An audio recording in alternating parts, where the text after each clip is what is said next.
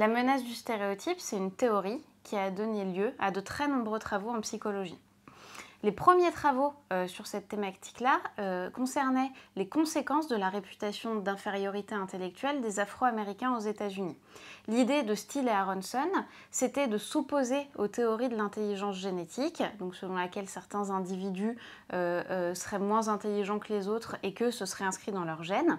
Donc ils ont fait une première étude, et après beaucoup d'autres, dans laquelle ils ont prétendu à des personnes afro-américaines et des personnes blanches que le test allait mesurer, un test de mathématiques, etc., allait mesurer la performance intellectuelle des afro-américains.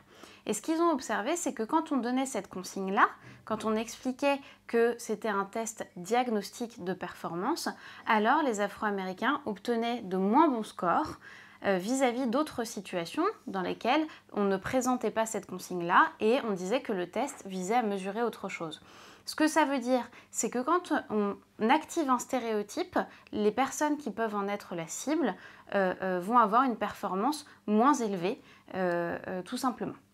Ensuite, il y a eu beaucoup d'autres travaux sur le sujet, ça a été un très gros champ de recherche, et on a donné plusieurs modèles explicatifs de la chute de performance en conditions de menace du stéréotype.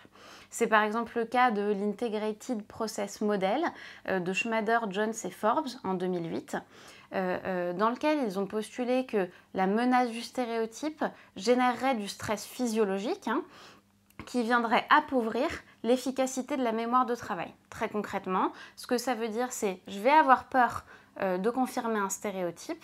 Cette peur, elle va générer une réaction de stress dans tout mon corps. Et ça va faire que je vais être moins capable d'aller récupérer les informations dont j'ai besoin dans ma tête pour pouvoir réussir à une tâche. Ensuite, il y a eu d'autres travaux qui ont montré qu'il y avait d'autres phénomènes intermédiaires, comme par exemple les attentes négatives de la performance, les pensées intrusives qu'on va ruminer, l'anxiété, etc. etc. Par ailleurs, la menace du stéréotype, elle n'apparaît pas n'importe quand, il y a des conditions d'apparition. C'est ça qui est assez rassurant.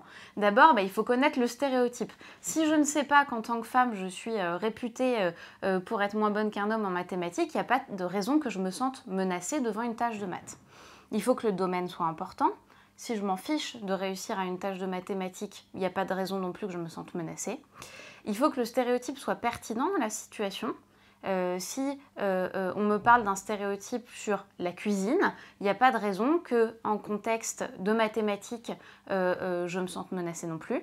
Il faut qu'on active le stéréotype, mais alors l'activation, ça peut être quelque chose de très soft. C'est-à-dire que le fait d'être assise à côté d'un homme, ça peut activer le stéréotype. Ce n'est pas nécessairement par le biais d'une consigne.